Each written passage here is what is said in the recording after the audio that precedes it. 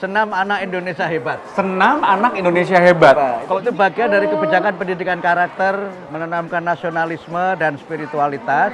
Senam, menyanyikan lagu Indonesia Raya, kemudian berdoa. Karena dari Komisi 10. Pak, DPR-nya galak gak sih, Pak? Alhamdulillah sekarang besti. Oh, betul. Zonasi, Pak. Ini banyak yang bilang, udahlah dihapusin aja zonasinya. Sekarang kita sudah selesai, pengkajiannya sudah selesai. Tinggal nunggu dipanggil Pak Presiden. Kalau dari Pak Muti, setuju yang mana?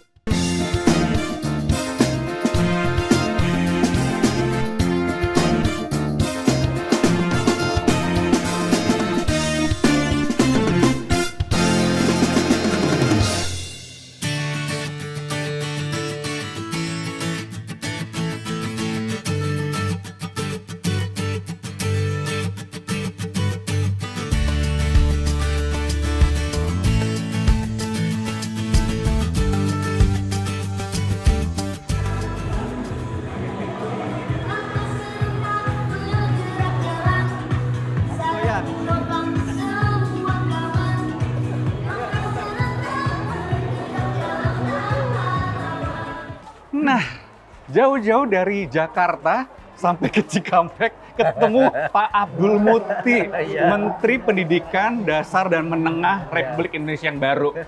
Assalamualaikum Pak, sehat? Waalaikumsalam warahmatullahi wabarakatuh. Semangat sehat. Semangat sehat. Iyalah, habis olahraga tadi soalnya ya. Betul. Kita apa tadi Senam Anak Indonesia Hebat. Senam Anak Indonesia Hebat.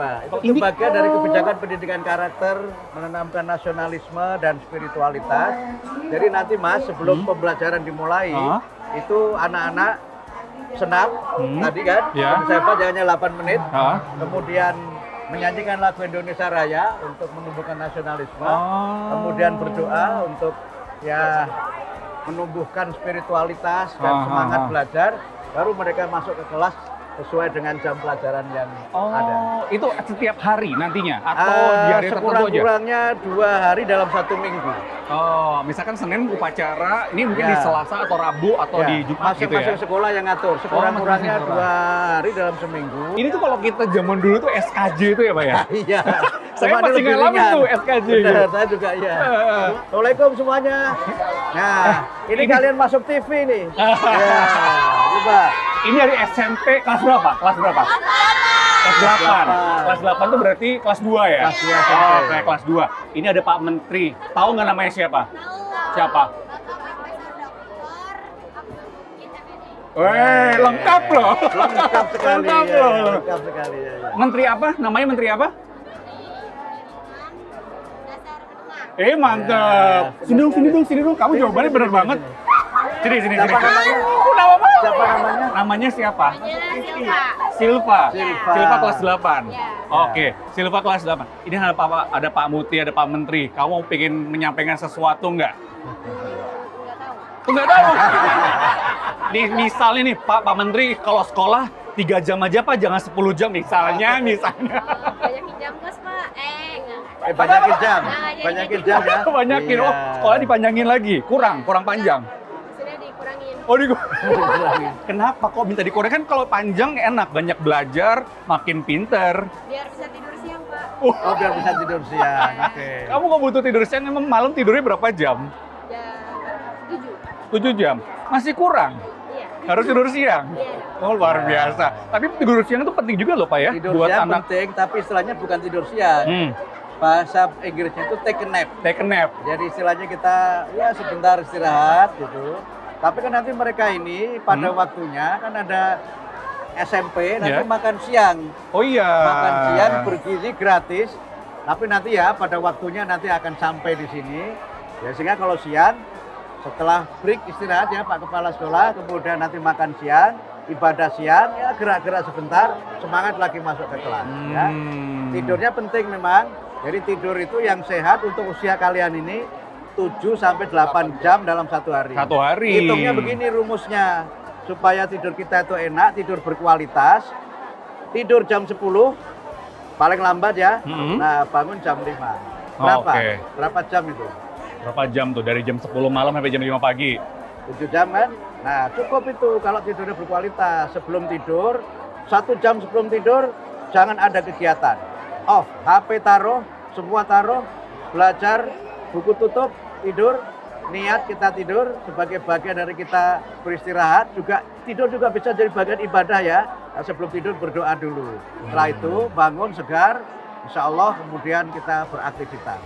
Itu kebiasaan anak Indonesia hebat. Ya. Bangun pagi, apa tadi? Bangun pagi, beribadah, berolahraga, makan sehat bergizi, rajin belajar,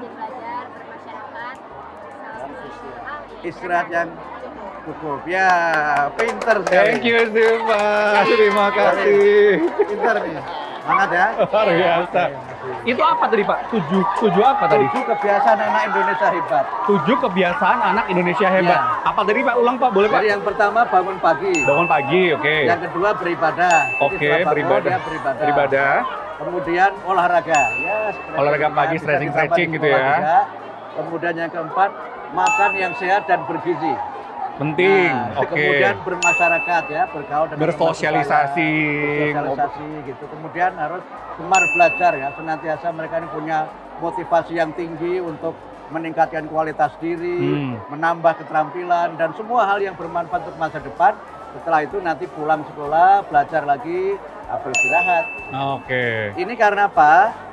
Pertama, penanaman karakter itu akan lebih kuat kalau melalui pembiasaan dan kebiasaan. Tapi kalau dipikir-pikir sebenarnya dari yang tadi diomongkan itu kan sebenarnya yang memang lazim dilakukan sehari-hari ya, Pak? Cuma anak-anak sekarang kan bangunnya udah siang-siang. Bangun siang, nggak sarapan. Kemudian mager kan? Mager banget ya, mager ya? Malas Mager gerak. nggak? Iya kan? Pada mager, pulang sekolah bukannya main dengan teman sebaya, tapi malah gitu kan. Gitu. Benar. Kemudian malam, bukannya tidur cepat, jam 2 itu masih online itu. Nggak tahu ngobrolnya sama siapa. Gitu. Oh, Jadi kita gitu. ingin dengan kebiasaan itu, anak-anak kita ini punya jasmani yang kuat, mental yang kuat, semangat belajar yang tinggi, karena dengan itu kita insya Allah punya generasi yang hebat. Itu dibiasakan karena sekarang itu udah pergeseran ya, Pak ya, zamannya. Kalau dulu mungkin kita nggak perlu main gadget karena nggak ada gadgetnya ya. Tidur bisa cepat karena hiburannya dikit. Betul. Kalau sekarang hiburan bisa 24 jam, Betul, gadget ya. dipegang selalu Betul. gitu ya. Kalau gadgetnya untuk yang positif nggak apa-apa. Ya. Jadi misalnya untuk Kerjain download tugas. artikel-artikel yang ilmiah, Oh, baca-baca ya. baca buku di situ, gunakan untuk yang positif. Karena kalau mereka tidak punya gadget juga masalah juga Ya, masalah kan. juga. Gitu. Karena itu maka penggunaannya harus penggunaan yang bermanfaat dan dibatasi waktu. Harus Karena ada itu ya pembatasan. kalau boleh saya berpesan pada penonton SCTV, terutama Bapak Ibu ini yang di rumah ini. Bapak Ibu, Ya kan? kesindir nih kayak. Jadi anak-anak kita ini harus kita biasakan untuk membiasakan menggunakan gadget yang bermanfaat, jangan berlebihan, karena kalau berlebihan juga dampaknya terhadap radiasi mata, kemudian gelombang elektromagnetiknya juga kalau terlalu tinggi juga bisa merusak sistem saraf. Jadi gunakan tapi jangan berlebihan, dan kalau menggunakan harus untuk yang bermanfaat. Benar. Kamu manggut-manggut dari tadi, kamu punya handphone? Ada handphone? Ada berapa jam kamu sehari kalau megang handphone? Berapa lama? Nah, Lama. Oke, thank you. apalagi yang ditonton yang tidak bermanfaat. Lebih parah lagi juga yang sangat tidak boleh adalah jangan gunakan untuk judi online. Aduh, jangan ya, nggak kenal ya, nggak kenal ya. Jangan gunakan untuk judi online. Jangan sampai ya. Begitu Anda sekali melakukan, Anda akan terjerat oleh Nggak bisa keluar. nggak bisa keluar. Ya. Mungkin bukan yang sini, Pak. Bapak-bapak, jangan judol ya, Pak. Saya kira termasuk bu guru juga ya.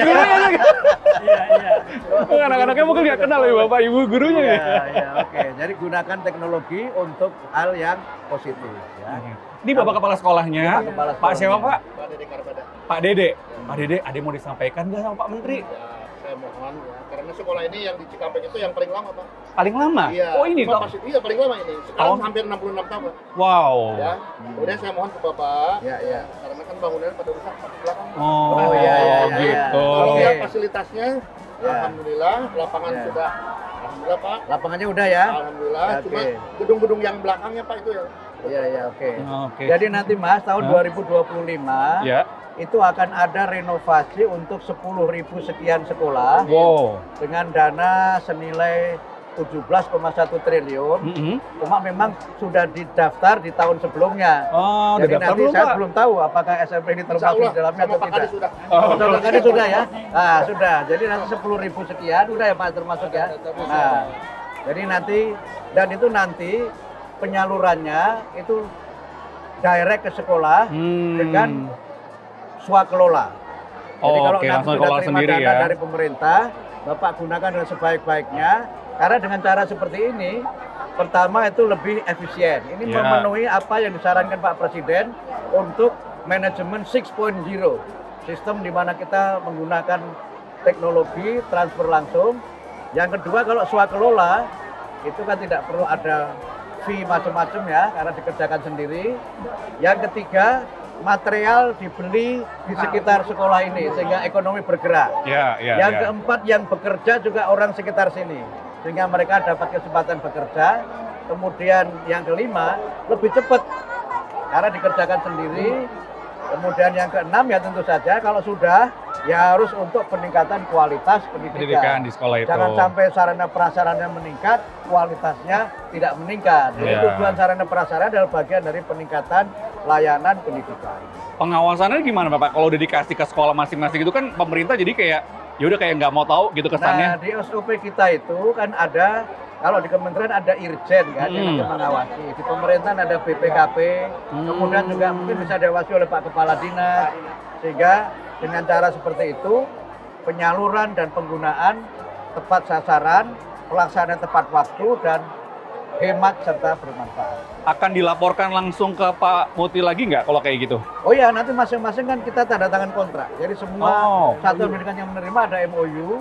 Dan Jadi dari sudah situlah- menerima dan Ya, pemakaiannya. betul, ya. Dan nanti harus sesuai dengan spek yang diajukan.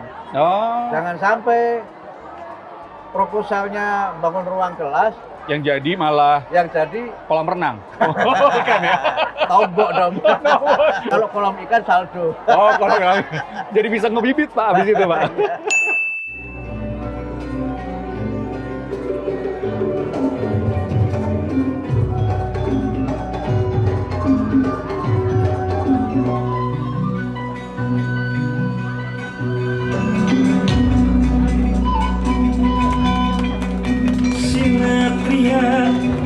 Ya, Bismillahirrahmanirrahim. Ya.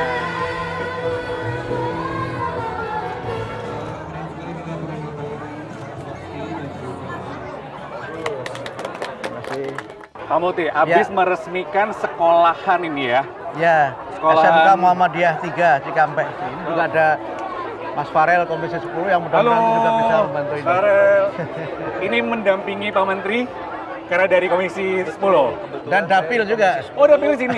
Dapil sini juga. Kebetulan ini Bapak Menteri yang sangat hands on ya. Dalam satu abad ada lagi yang turun langsung ke Karawang ini, luar biasa. Ya, dan Pak, DPR-nya galak gak sih Pak?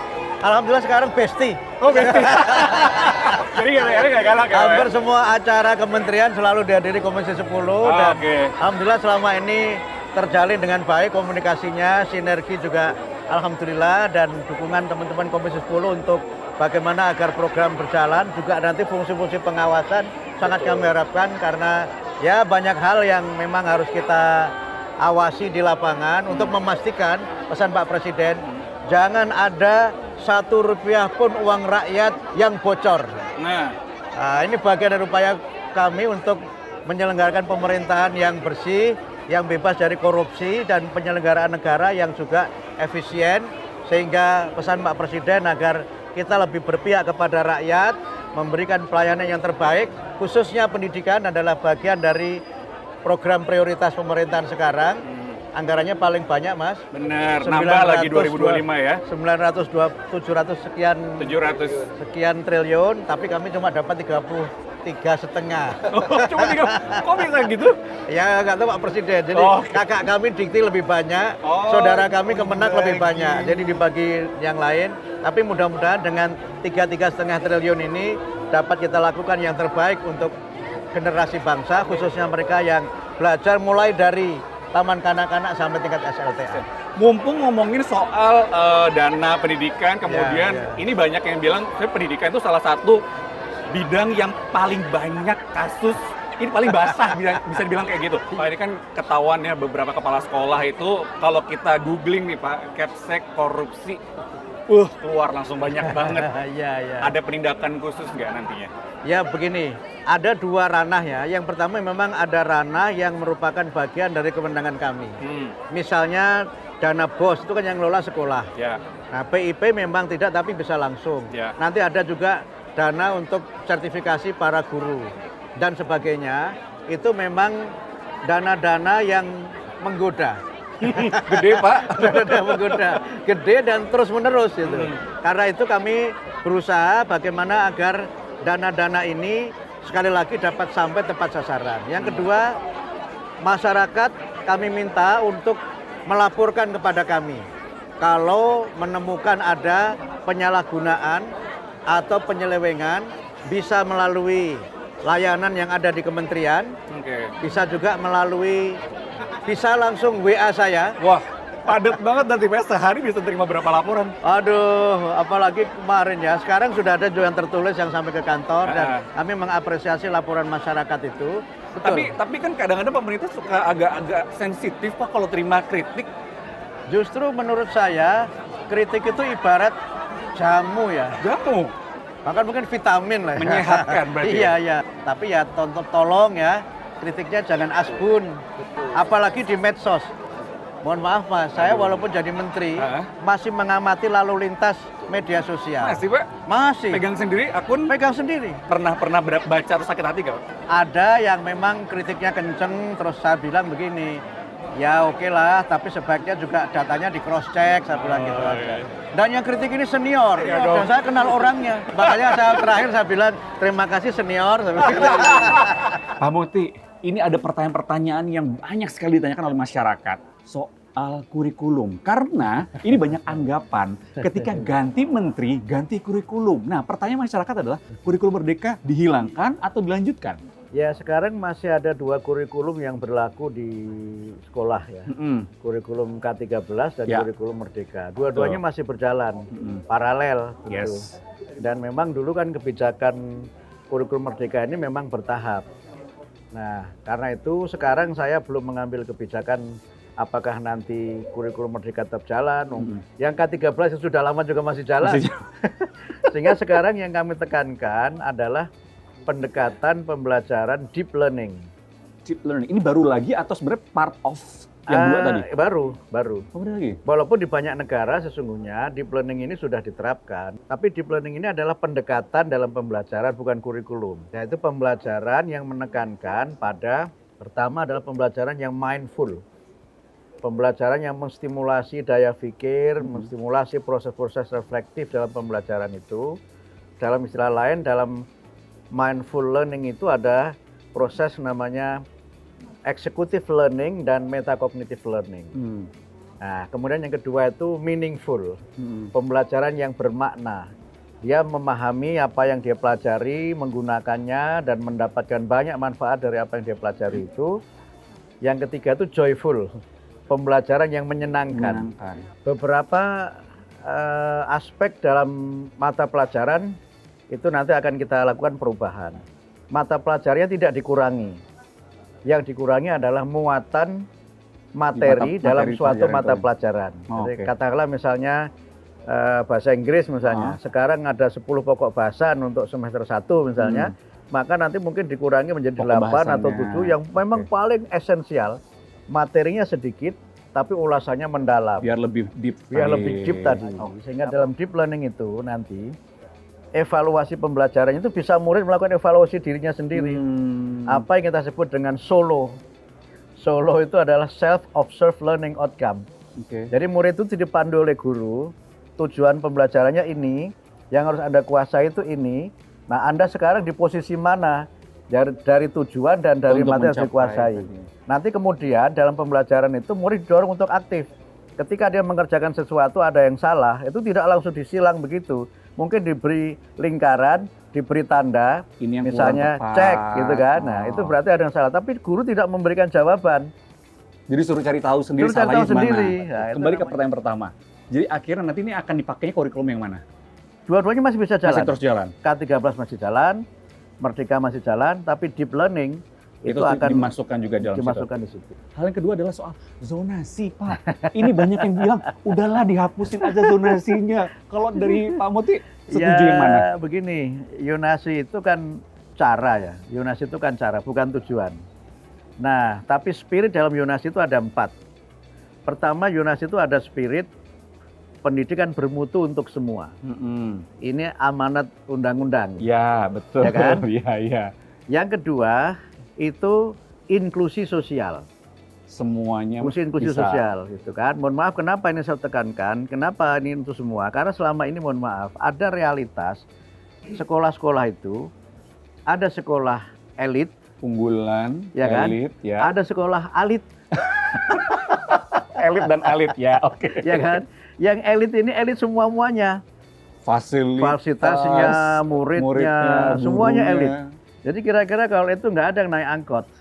Mungkin diantar mobil pun juga mungkin nggak ada yang diantar pakai, mohon maaf misalnya mobil-mobil yang dianggap mobil sejuta umat itu nggak ada. Mobilnya itu sudah level tertentu. Oke. Nah, guru-gurunya juga mengambil guru yang memang elit. Karena untuk menunjang itu tadi. Tapi kemudian harus berbayar kan, harus mau beo kan. Nah, yang kedua ada sekolah yang elit. Ya muridnya ala kadarnya, gurunya juga sekenanya. Karena itu dengan zonasi itu memang ada menghapuskan spirit. hal-hal tadi. Ya sehingga dengan zonasi itu terjadi proses inklusi sosial di mana yang elit dengan elit ketemu di sekolah. Yang ketiga itu adalah semangat saya sebut dengan integrasi sosial. Tidak ada sekat-sekat sosial yang sekolah itu memfasilitasi terjadinya proses integrasi itu. Nah, yang keempat itu adalah kohesi sosial. Nah, begini Mas, kalau sejak kecil dia sudah belajar di sekolah yang jauh dari rumahnya, maka dia hanya punya teman sekolah, tapi tidak punya teman sekampung. Yang paling bingung itu kalau libur panjang begini, temannya jauh-jauh semua, teman sekampung tidak punya. Membangun aspek-aspek sosial dalam pendidikan itu penting. Nah, teknisnya zonasi itu ada 4 juga. 4 ini satu kesatuan, jangan dipisah ya. 1 itu domisili. Nah, yang kedua itu adalah prestasi. Nah, prestasi ini ada 3. Prestasi akademik, olahraga, dan seni. Itu yang menjadi pertimbangan untuk penerimaan. Yang ketiga itu afirmasi. Afirmasi ini untuk kelompok yang menengah ke bawah secara ekonomi, katakanlah masyarakat yang secara ekonomi tidak mampu, dan yang kedua anak-anak dengan difabilitas atau disabilitas, itu afirmasi. Yang keempat itu mutasi. Jadi misalnya ada anak yang pindah lokasi karena ikuti tugas orang tua dan sebagainya. Nah, yang sering jadi problem itu 1 dan 2 ini. Zona dan prestasi. Nah, sekarang kita sudah selesai, pengkajiannya sudah selesai. Tinggal nunggu dipanggil Pak Presiden. Karena waktu itu beliau menyampaikan ke kami untuk zonasi Pak Menteri nanti diputuskan dalam sidang kabinet. Ya. Tapi kami berharap mohon supaya pada bulan Januari sudah ada keputusan sehingga kita bisa sosialisasi dengan pihak-pihak terkait. Dan tadi semangatnya mutu ya, karena visi kami kan pendidikan bermutu untuk semua.